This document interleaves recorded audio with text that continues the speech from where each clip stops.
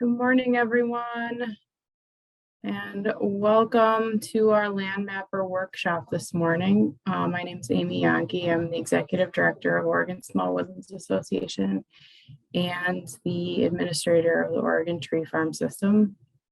And this webinar today is brought to you by both of those organizations, along with our partner EcoTrust, who has helped develop the software.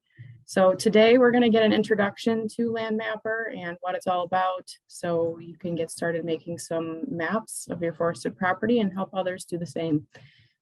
Sarah Loreno, a natural resources data scientist, is going to be talking to us today, as well as David Diaz, who is the Director of Forestry Analytics and Technology. So right now I'll turn it over to them to give you a little introduction to themselves and get started with our workshop today. Thanks so much for joining. All right, so I should be sharing my screen now. You should see the first slide here. Like Amy said, my name is Sarah Loreno. I work at EcoTrust. I've been here about 4 years now, which is crazy. Time really is flying. But yes, so I've been at EcoTrust about 4 years. Generally what I do with the organization is analytical stuff, as the name kind of implies. So I do a lot of mapping, I do a lot of forest simulations and analysis. And our goal is just to kind of shift the paradigm of forestry in the Pacific Northwest from one that's more of an industrial model to one that's more of a stewardship model, or kind of more sustainability focused. Let's see. David will be joining us. I don't see him on the call right now, but he should be here any minute. And we're just going to get going. If you have questions, please feel free to put them in the chat. Amy will be monitoring that, and we'll have time for questions and answers at the end of the session. But if you have something that you don't want to forget, feel free to put it in the chat, and we'll kind of collect those and answer them as we go. So feel free to do that as we go. Okay, so our agenda for today is we're just going to talk about an overview. So what is Landmapper?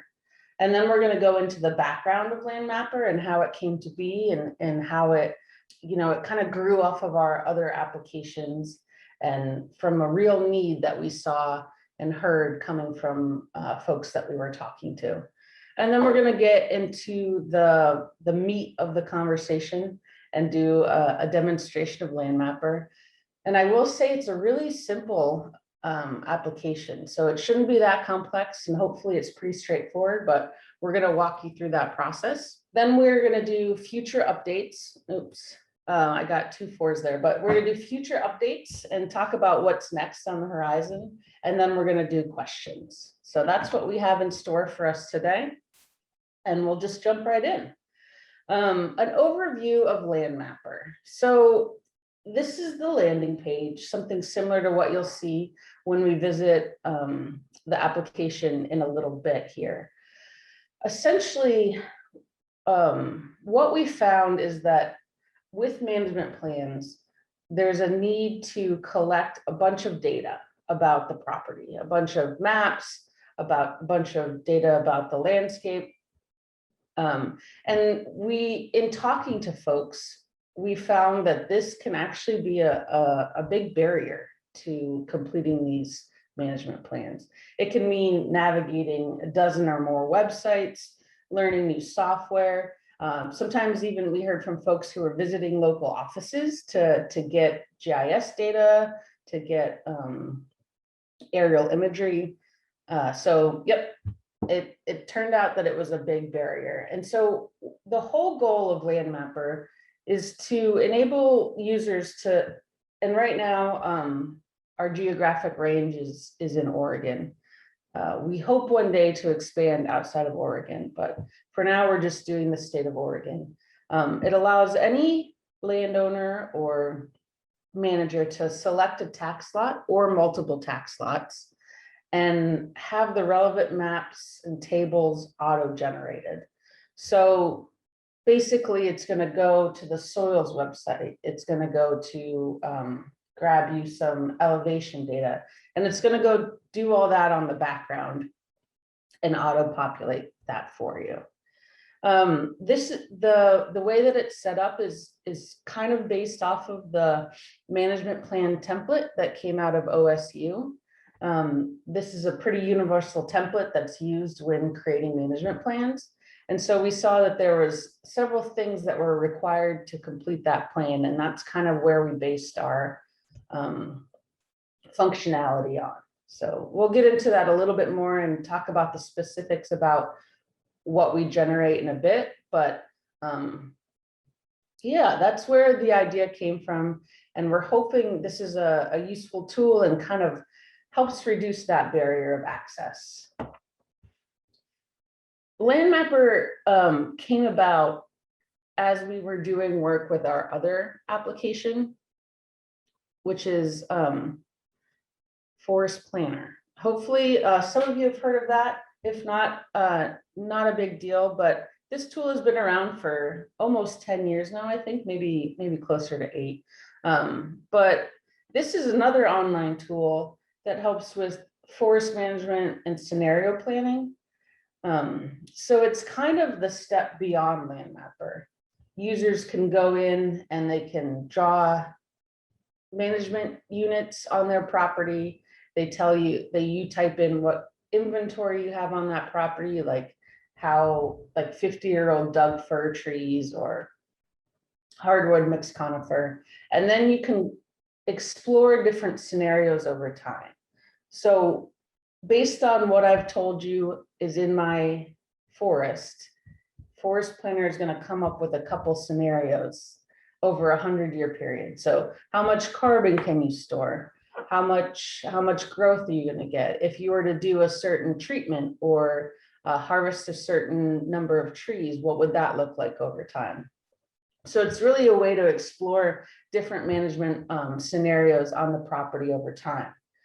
And folks have found this really useful, but it really highlighted the fact that before you can even get to that scenario planning, you really need to have knowledge about what's on the property. And that's kind of the missing piece that we found and the gap that Landmapper hopefully can fill. So before you start planning what management you're going to do, it's really important to know what's on the property. You know, what kind of slopes do you have? What kind of trees are there? Where are there streams or potential management restriction zones? So that's where it came from. We do have a bunch of Forest Planner talks that I can share with you all at the end if you're interested in learning more about that. So yeah, we'll share those as well, but Landmapper, I will call it the precursor to Forest Planner. So with that, I think we're ready to jump right into our demonstration, the fun part. So let's jump on over to Landmapper. I'm going to go ahead and start my video now that I can, so you can all see me, whether you want to or not. So this is the landing page for Landmapper. The address that you'll type in, and we'll put it here in the chat, but it's pretty simple. It's just landmapper.ecotrust.org. And if you put that into your browser, it'll pop right up. I will ask that if you want to play along, that you just wait till after the demonstration, because you might learn some things, and if you are playing along, you might get stuck and lose part of this. So it'll be here after the presentation, and I strongly encourage you to go in and map your property or other properties. But let's just walk through it first. There's a couple options on the landing page. You can learn about, which is just a really simple overview of what Landmapper is. And then there's also a help button, and this has a video walking you through the whole process. So if you ever get lost and you forget what it was you were doing, forgot how to get where you're trying to go, this video will help. If you have any questions, you can always contact us at lminfo@ecotrust.org. That'll actually go straight to me. So feel free to reach out with any questions that you have that arise after this presentation. Okay, so on the landing page, you see the state of Oregon, and there's a couple options to get started. The first is you type in your property and you select go, which we'll do in just a second. But before we do that, there is another option, which is feedback that we received during beta testing, that sometimes you might not know the property address, and maybe you just want to find it on the map. So that's also an option. You can just go to select your property, zoom to where your property is, and then select it that way. You'll have to zoom in to the level that you get to the tax lots. So if you see that you're zoomed out, let's see, like this, that's too far away. You won't be able to see your tax lot and select it. So just get to the level where you're seeing those tax lot delineations, and you can click on that and you're ready to go. We're not going to do that today. We're just going to type in an address. You can type in a specific address. You can type in coordinates. You can type in a zip code or a town. Let's do a town and then select go. This will take you to the property that you put into the search bar. It'll have a little marker here on that area. So this is Arch Cape, Oregon, on the coast. Lovely town. I love that place. And so now that you're here, you can zoom around. Maybe you're a little bit outside of Arch Cape, and select your property. And that's really all there is to it. You just click right on it. If you have more than one property, you just click on additional properties and those will show up. And if you accidentally click on one that you didn't mean to click on, you can just click on it again and it disappears.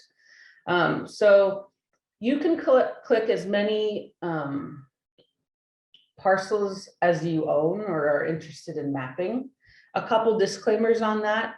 The bigger area, the less detail you're going to have. So if you have thousands and thousands of acres, it's going to be, it'll be fine, but you'll just get less detail on the maps. Everything will be a little bit smaller.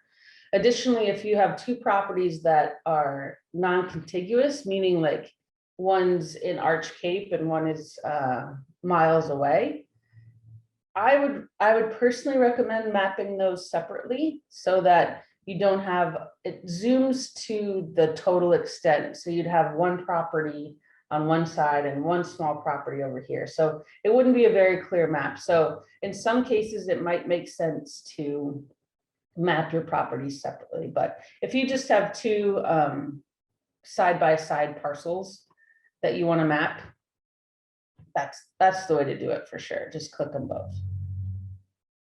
Okay, so let's keep going. After we've selected our property, we just go to next. And this is, you're gonna name your property here. So this is a way for you to keep track of the name of your property, especially if you have multiple ones that you're mapping. And it also shows up on the different maps, so you can keep them straight if that is ever an issue. I'm not sure if it would be, but so just name your property here. I've got a couple ones that I've used in the past. We'll just do my property. And then you create maps. This is the point where it's loading up all of the different maps.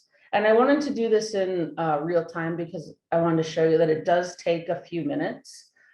Depending on the size of the property, it can take up to 1 or 2 minutes, which isn't a long time, but can kind of feel like that when you're sitting and waiting and just watching the screen load and wondering, is it working? Did I do something wrong?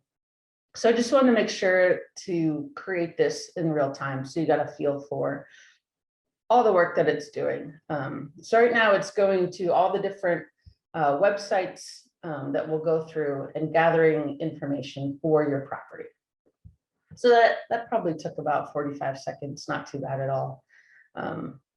And we have maps generated for the property that we selected.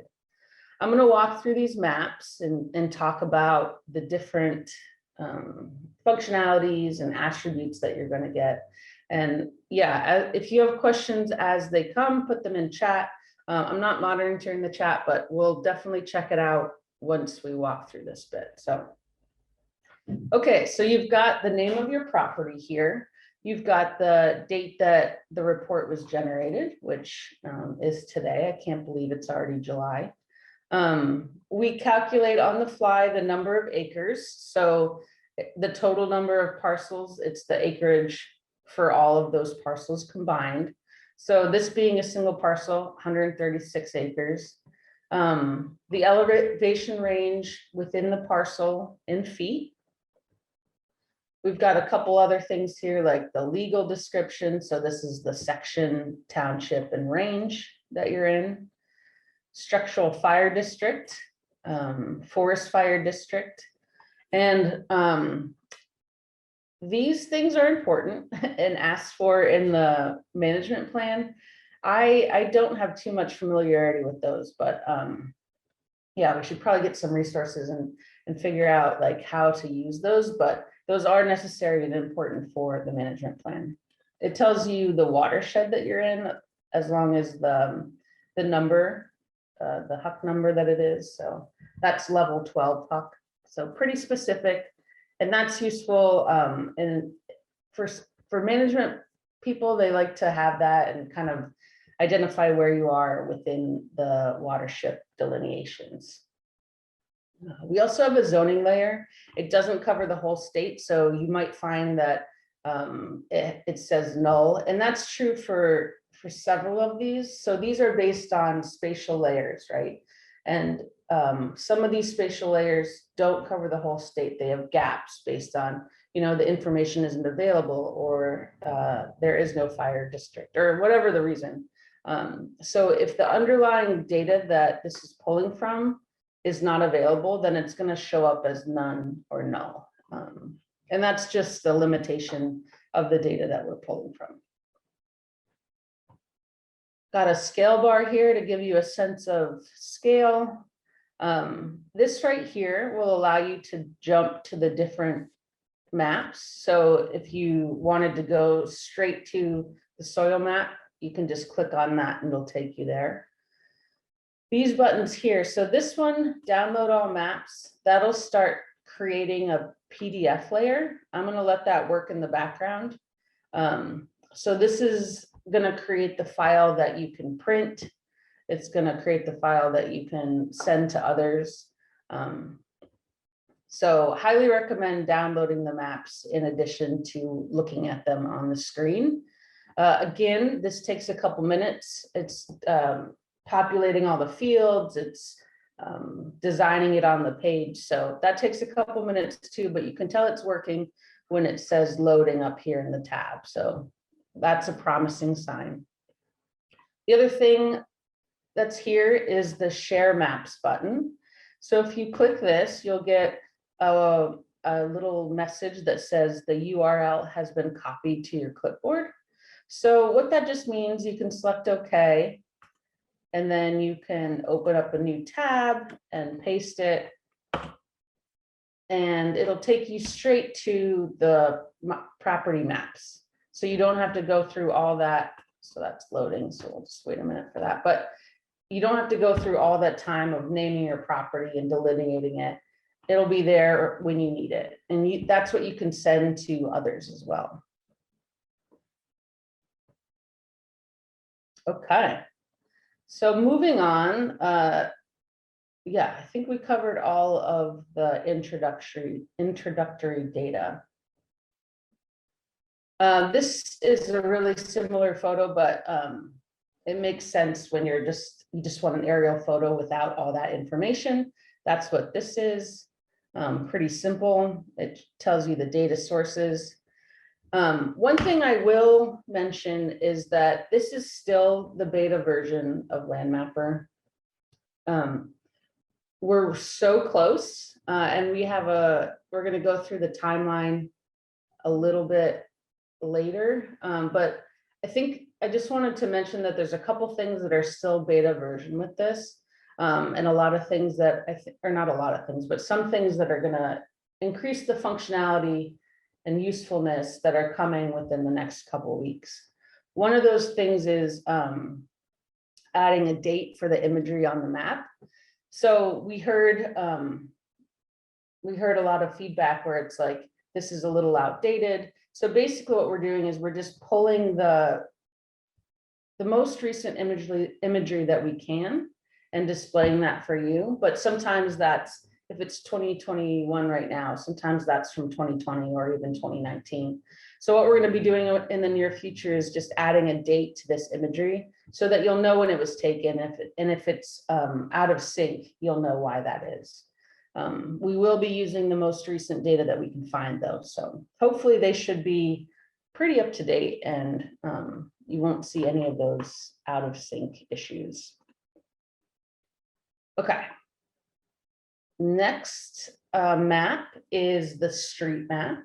So this is a zoomed out view of the property and showing the context within the street environment. So this can be used for if you're having tree farm inspectors come out to your property and they need a map to kind of get an idea of where you are. Because sometimes properties are, aren't on common roads or aren't easy to find in Google. So this is just a good way to show folks in the context of like nearby towns where the property is located.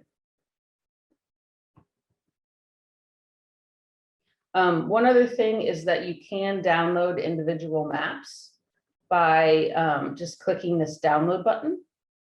And that way you won't download the whole map packet like you did in the beginning, but you'll download just that specific map.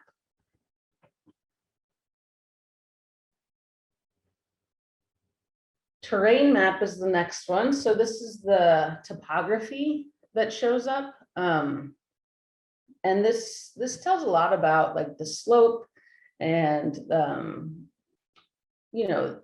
what kind of management issues you might run into. So if you have really steep slope, you're going to take that into consideration when doing your harvesting. So this just tells you the different elevation gains via topo map. So this one has a little slope here, and these are in feet, and you can kind of get the surrounding lay of the land as well. So we're zoomed out a little bit farther.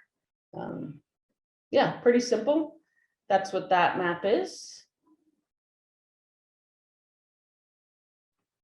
Next is the streams map. So this data is pulled from ODF. One bit of feedback that we have gotten on this map is that the streams aren't exactly where they are on my property. And that's true. The layer isn't perfect, but it is based off the best information that ODF has. So what they do is they model where the streams are and they model what type of streams there are, and they may be a little bit off, but I found them to be generally pretty accurate if you just take into consideration that it is a data layer modeled for the whole state. So there may be some inconsistencies, but they're doing their best to kind of make that as accurate as possible. So we've got the property boundary, and then we've got the streams broken into size and type. So management can be different based on what size and type of stream that you have. So there's different riparian buffer zones that you're going to run into. So this is just telling you what size and what type. So here we've got medium fish bearing streams cutting through the property. SSBT, if you're not familiar with that, is salmon and bull trout. Salmon, steelhead, salmon, and bull trout. So those are special delineations that require special management. So if you see those red lines, you'll know that you've got a pretty cool stream on your property that hosts these fish. Okay, moving on. Soils. This one's really exciting to me because it is so difficult to navigate, well, I won't say that, but it can be difficult to navigate the NRCS website to get your soils information. And it's definitely, at the very least, a trip to a different website and learning the interface with that. So here we just pull data from the NRCS Web Soil Survey data site. It delineates different soil types in your property and labels them. So here you'll see there's about 4 different types of different soil attributes here by label, and you can see where they fall on your property. On the next page, you'll find information about those soil types. So you've got 33E right here. You'll know that that's the Clucci, yeah, I'm not very good at pronouncing that, but 30 to 60% slopes. It'll tell you the area of that soil type within your property boundary, what type of drainage you have. So is it well drained? Is it not well drained? The site index, which tells you a little bit about the soil. So how well are trees going to grow there? And that's a Doug Fir 100-year soil site index number. Erosion hazard. So this one has a severe erosion hazard. And if you remember, that was right on the slope right here. So that makes sense that there's a high erosion right there. And depth to soil restrictive layer. That's usually a value in centimeters to the most restrictive layer. Again, at this point, there's no data in this specific area. So again, sometimes you'll see that site index is missing. That's just because the underlying data does not cover that. They've been working on updating that and getting as many areas covered as possible. So as we move forward into the future, we're only going to see more coverage, but you will run into no data available. And at this point, there's just not much we can do about that. But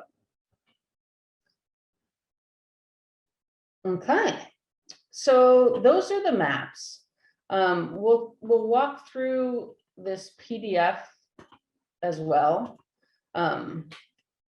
But before I do that, I kind of want to talk through the next set of maps that are coming within the next couple of weeks, because it's really exciting. It's pretty cool. And what that's going to be is a forest classification layer.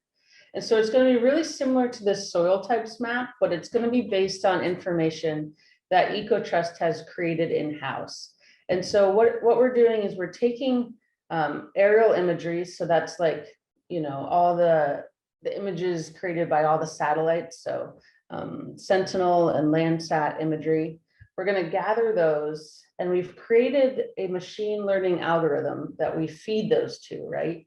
And we train it and we say, giving it like true on the ground information matched with those images, we can say, this image is of this type of tree. And then we can predict throughout the state what type of forests exist based on those imageries. Hopefully that makes sense. All that you really have to take out of that is that we're on our way. This should be the end of the month. So give us about 4 weeks to implement this, but we'll be adding another map that's forest type classification. So your property boundary will be broken into different sections of management units or similar stand structure, and it'll have several descriptive attributes based on our model. So we'll do our best guess at telling you what's the canopy cover within that certain management unit or stand boundary. What is the QMD or the average diameter of the trees in that area? And what is the dominant species of the trees in that area? So I think that's pretty cool. Again, it's based on models and it's not going to be 100% accurate, but it is going to give us a good idea of, you know, just looking at this picture here, it's hard to tell what kind of trees these are. And so using this amazing AI technology that exists. It's a cool way to kind of get a better idea of what's on the ground and what we can find on our property. So that's to come within the next, you know, I'd say 4 weeks, give or take. So we're going to have another map that says forest types, and it's going to be delineated like this. And then you're going to have another table that says, you know, for this unit, these types of trees are mixed conifer, Doug fir, ponderosa pine, or whatever. Canopy cover is 75%, and QMD is 15 inches. So I'm very excited about that. And we can talk more about that later, but just kind of wanted to give you a little bit of excitement about what's coming down the pike in the future. Okay, let's jump into the PDF. So this is what was created when we selected this download all maps. The one that I actually, so I will bring this up, I could glaze over it, but I'm not going to. The one I created live is giving this gateway timeout. And this tends to happen when we give presentations because folks are going to the website all at the same time and it gets a little overwhelmed. We've added a little bit more memory today to try to stave that off, but it's just not used to all the folks coming at once. So it gets a little overwhelmed, and typically on any normal day, you'll be able to access that right away, but it's always like during the hours of the presentation that more than the typical amount of visitors are coming to the website, and it just gets a little tired. So if you are trying this out and getting this error, don't worry about it. Just wait until after the presentation and check it out, and should be good to go. So I apologize if that's happening to you. It's just a symptom of these presentations that I wish didn't happen, but seems to always do. But I was prepared, and I created the PDF beforehand. So that's what we're looking at now.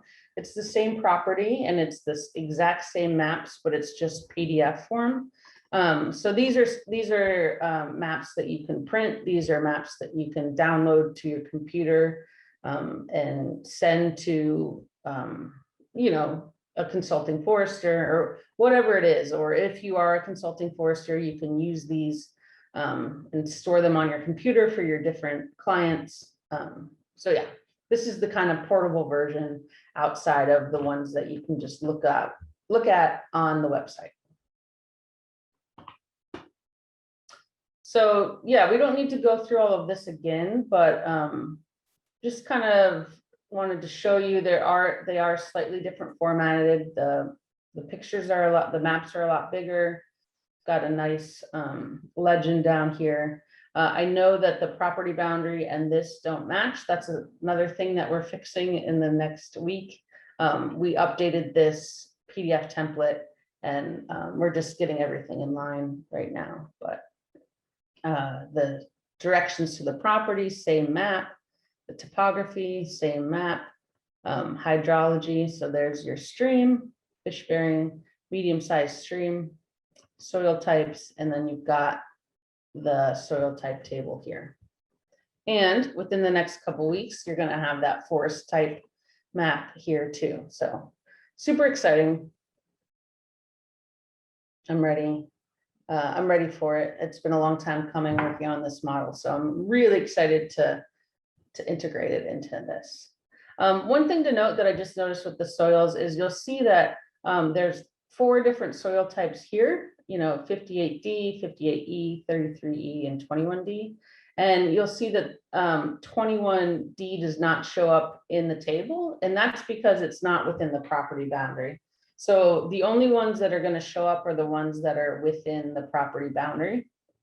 So just something to note. That's why you don't see this in the table. It's because it's not actually within the property. Okay, so those are the maps. We'll come back to this during the question section if anyone has any specific questions. But for now, I'm going to hop back over to our slides. go into present mode and talk about the timeline. So I kind of touched on this briefly, but I wanted to kind of just tell you, when we started, where we're at now, and where we're going to be in the near future. So Landmapper was released, the beta version of Landmapper was released in December 2020. We actually did a presentation with the Clackamas Tree Farm web series, which was really great. So we got a bunch, like not a bunch, but some users from that checking out the website and giving us feedback, and saying, this is good, we like this, or, I really wish this was here, or I really wish this map was bigger, or whatever it is. We were able to collect a bunch of beta testers through that. Also working really closely with the Small Woodlands Association and Tree Farm, did a lot of beta testing with them and workshopping and just talking through like, what is a useful application. And they really were, some key members of the committee really helped drive Landmapper. And so, yeah, we released the beta version in December. The 1st of 2021, we had testers testing it, breaking it, sending us feedback, what they liked, what they didn't like, and we collected all of that data. And then in April is when we began our first round of updates. So we actually made quite a few updates during that, during April. We changed the map sizing, we added some features, we made some things faster. So that first round was done in April. The past couple months, we've been working on tuning that forest type classification model.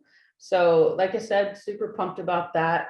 And we're ready to kind of release that now. So July 2021, we're integrating that forest classification data into Landmapper.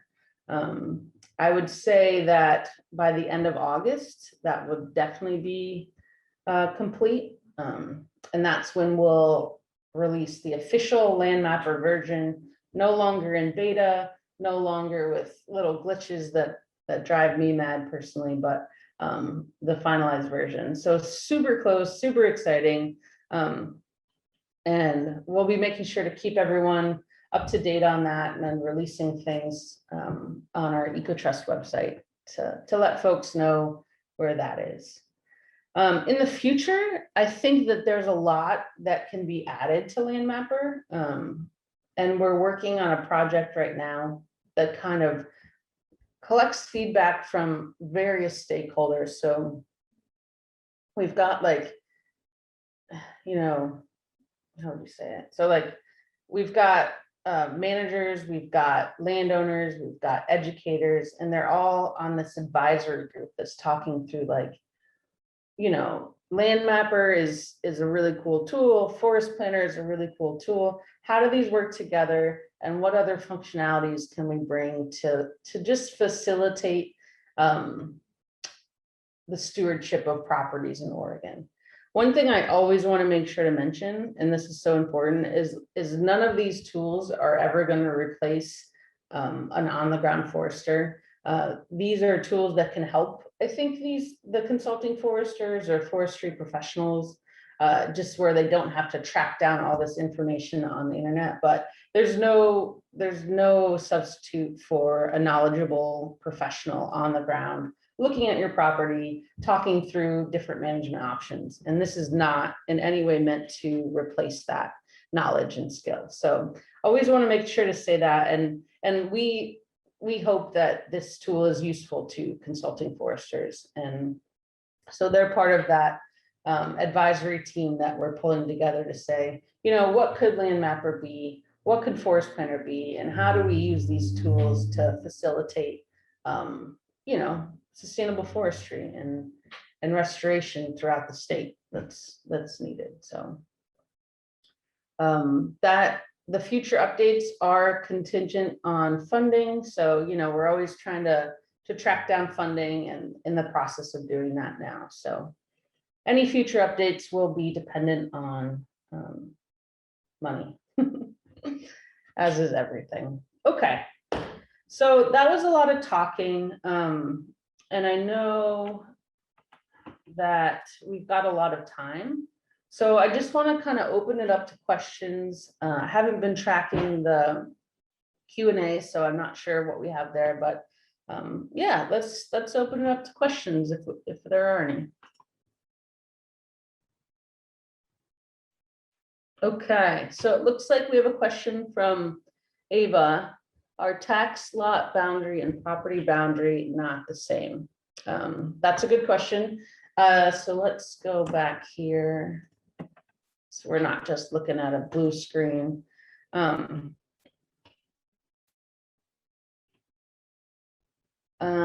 Okay, yeah, so that's, I can see how that's confusing. Right now, so the property boundary is your property that you've selected. So that's either a single tax lot or that's multiple tax lots that you've selected, and it will show up as, so if there was two parcels selected here, it would show up as one unit. And that is the property boundary. And the tax lot boundary, though typically we have the neighboring tax lots here, it's not showing up right now. So I think that's why it's confusing. Another little glitch that will come out in the next week or two. But so tax lot boundary will be the neighboring parcels, and the property boundary is your property that you selected. Will soil map be updated according to changing drought conditions? Which trees do best where? So the soil map is based on the Sergio data released by NRCS, so the Web Soil Survey. We are pulling data as it is released from them, so it's updated as they updated. We're not planning on adding any additional attributes other than the ones presented here. So we've got area drainage, site index, erosion hazard, and depth to restrictive layers. Maybe in the future, if we see that there's people are asking for additional attributes, we'll add those. But yeah, these are the ones that we're planning on hosting into the future. And the underlying data is updated as that source data is updated. Hopefully that answers your question. And what is a soil restrictive layer? I wish David was here. He unexpectedly had to miss the presentation and just sent an email about that. But he's a soil expert, and I could make something up and pretend that I know, but I'm not sure that I do. So I'm just gonna say we can look that up and get back to you on that. And if anyone else knows, feel free to share. There's experts here that know way more than me about soils. Okay, for the next version, consider including multiple layers of satellite imagery. Oh, do we have Amy wanting to answer that? No, so I noted that the other questions were answered. Oh, got it. Okay. Yeah, so I think Greg's for the next version, consider including multiple layers of satellite imagery is just a comment. Yeah. We do have another question for you. Will future updates include property tax classification? Yeah, I love that question, because I forgot to mention that. Yes, they will. That's something that has been coming up quite a bit. And I think that you've mentioned that too before, Steve. So we are planning on including that and have the data. So yeah, by the end of August, that should be included. Thanks for that reminder. Do you offer seminars or classes in Forest Planner? Love it. Yeah, we do. We always do a class at Clackamas Tree School every year at, it's usually, I think in spring, early summer. They haven't done it because of the pandemic, but they've been doing web seminars.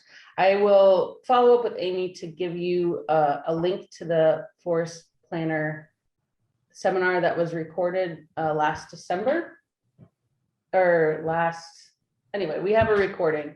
And then we should, next year when Tree School is up and running, we'll be back presenting Forest Planner. And it's called Online Forest Planning is the name of the course. So check it out, and I'll send a link to the recorded version as well. That'd be great. Thanks, Sarah. The next question, are future updates automatic, or will we have to re-download with each update? Yeah, great question. You will need to re-download. So what you'll have here is it's created, so it's pulling the most recent data at the time, and then it's static.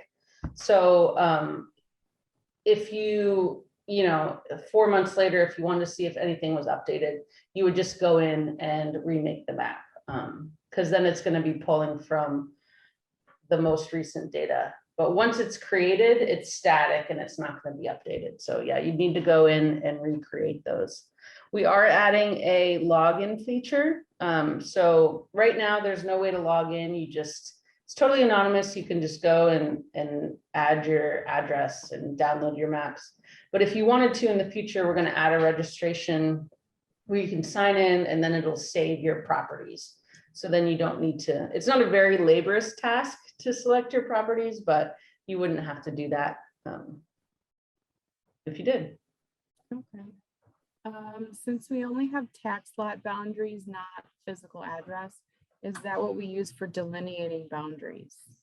Yeah, thanks, Annabelle. That is true. So there's no way to draw a boundary that's not a tax lot. In Forest Planner, that was the way that we did it, where it's like you draw your property, you draw your management stands. For this more simple and more cursory tool, it's based on property boundaries. So yeah, for some reason it didn't line up with that, then you would just need to select the parcel that most closely matches your property. No way to draw on it. Great. The next question, you mentioned aerial imaging earlier, but could you review how current maps are brought into Landmapper? The map that came up for my property was several years older than what I see on Google Maps. And I think you answered part of that. Yeah, so right now we're using NAPE imagery. So NAPE is, so we've gone back and forth on this, and I don't know if we've landed on either way. So we were using Google properties in the past and got a lot of feedback, or Google imagery in the past, and got a lot of feedback that it wasn't up to date and there was no way to get a date for it. And so we switched to NAPE because it may not be as up to date as Google. It may be, it may not be, but we'll be able to say this was taken at this time. So this was in 2019 versus the Google route where it's there's no way to know when it was taken, and it's often a conglomeration of different years based on the source. So yeah, right now we're pulling from NAPE, which is a aerial imagery, high resolution satellite that's taken every 2 years. So it will be out of date depending on when the last time it was cruised or the last time the satellite covered your area. But with the date there, we're hoping that that'll give you a sense of when the photo was taken, and then you'll know, okay, this was in 2019. So again, we're responding and listening to feedback as it arises. So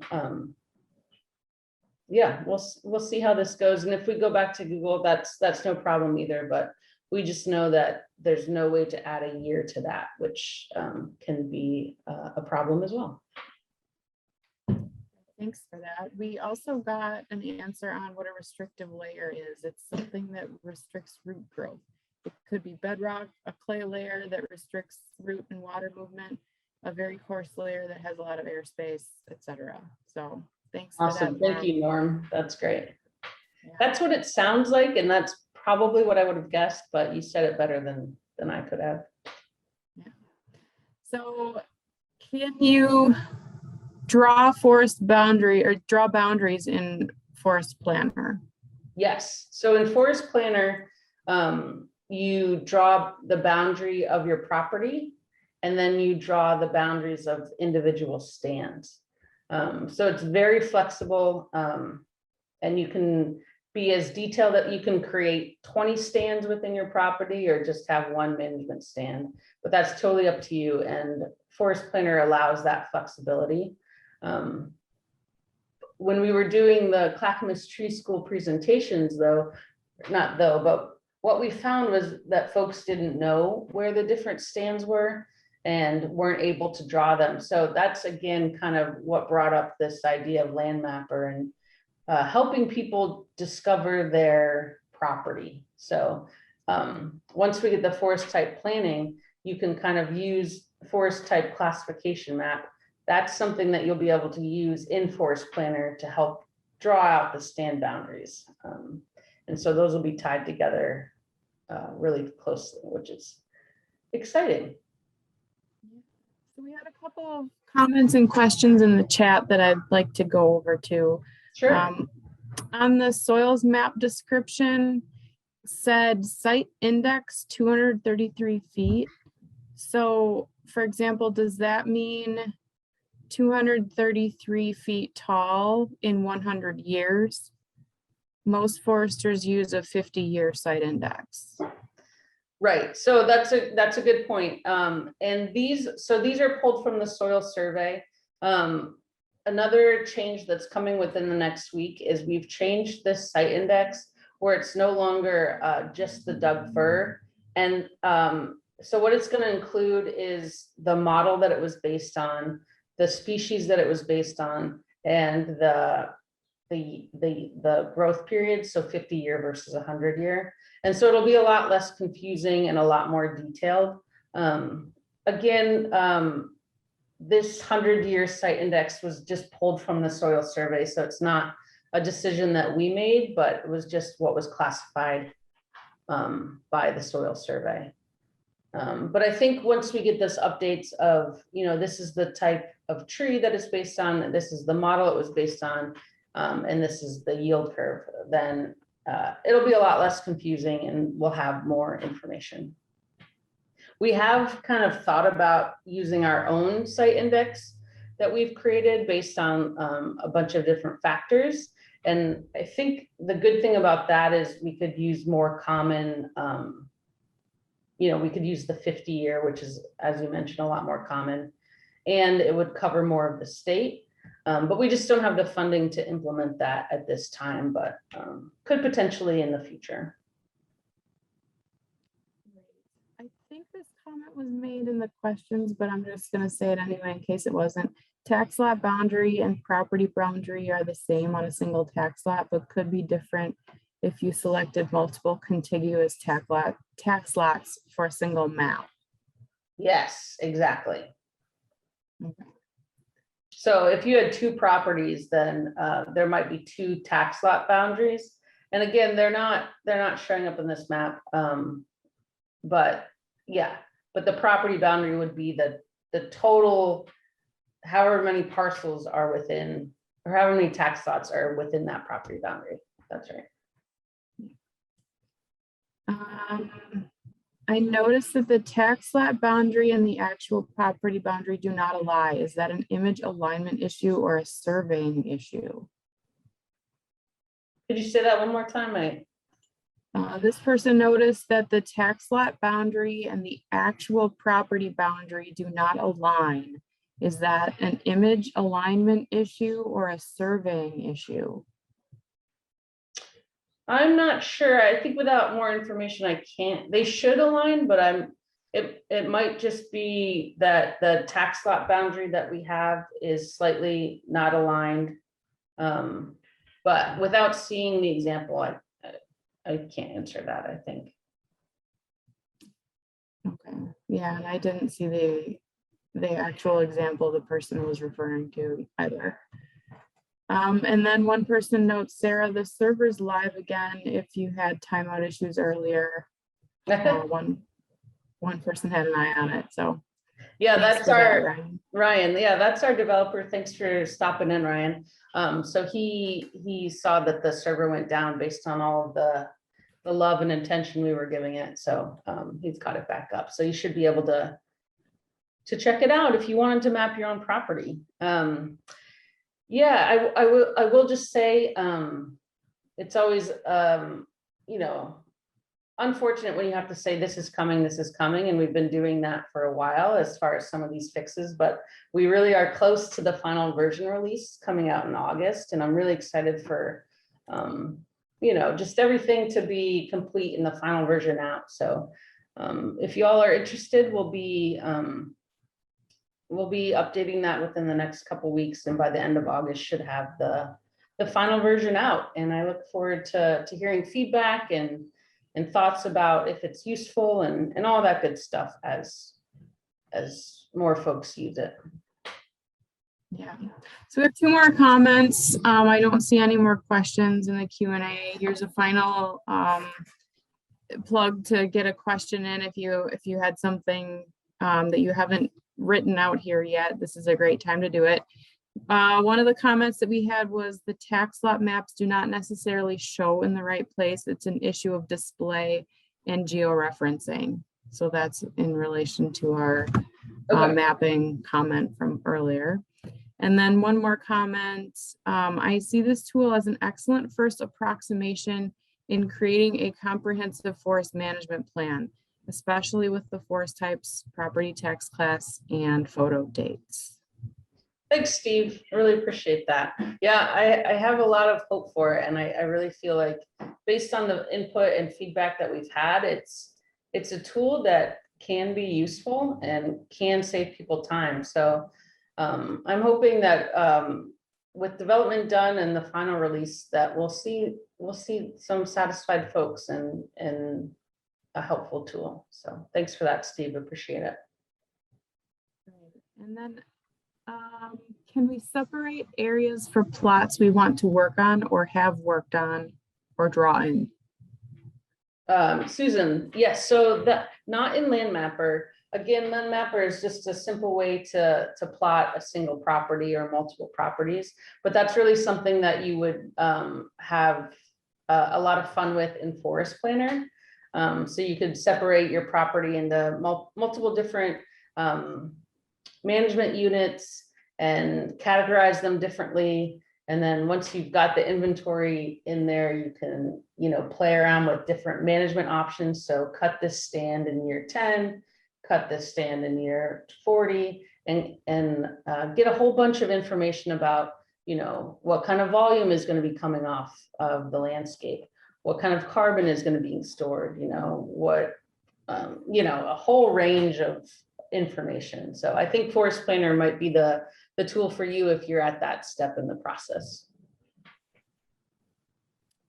Great. And then we had a couple of folks asking for the link. So I just dropped that in the chat right now. It's landmapper.ecotrust.org. And I know some of you probably received an email from OSWA and Tree Farm regarding this webinar or this workshop. And that email link should also be, or that link should also be in the email. We got one more question here. In Forest Planner, where is the data stored?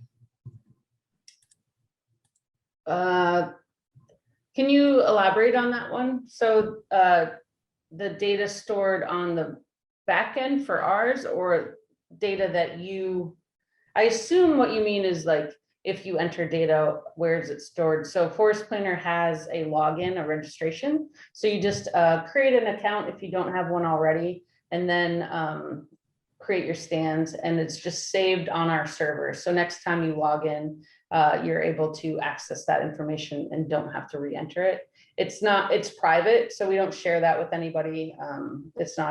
Nobody else can see what you've entered. It's just stored securely on our server. So hopefully that answers your question. I think the only other question that I saw in the chat was if they have questions or comments after this webinar, like as they're using it, where do they go? Do they contact you and David, Sarah? Or? Yes, I would love to. Yeah, I'd love to hear from you. I'll put my email in the chat right now. So you can send me an email. It's just at slorino@ecotrust.org. Love to hear from you, whether that's feedback, input, questions. As we roll this out, I'm just, really excited to connect with folks and hear what they think. So feel free to reach out with questions or comments. And we can follow up this webinar, or this, sorry, I keep calling it a webinar, this workshop with a email with some of the links and your contact information too. Yeah, So that's great, Amy. I think, we've also promised to include a presentation on forest map planner. So we'll be sure to include that as well. yeah, it looks like the question regarding where the data is stored. So there's a follow-up to that. So only EcoTrust has access to their data in Forest Planner? Yes. Yeah.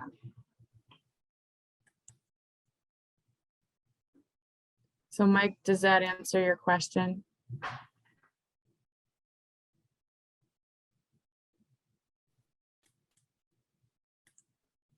I just unmuted Mike so he can talk. Oh, he said yes.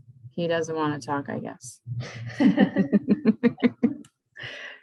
I understand that. Okay. I think given that, I don't see any more questions, and looks like some folks are starting to drop off now. So just wanted to thank everyone for coming this morning. A special thanks to Sarah for your introduction to Landmapper and all the great information that you provided today, and all the work that you guys have done on Landmapper. It's a fantastic tool, and we're really excited to use it. So I'm really happy that so many of you were able to attend today. So thanks so much. And once again, we'll follow up with email with some links and some more information for you. So please reach out if you have questions, comments, anything to that effect, and enjoy the rest of your day. Thanks so much for coming.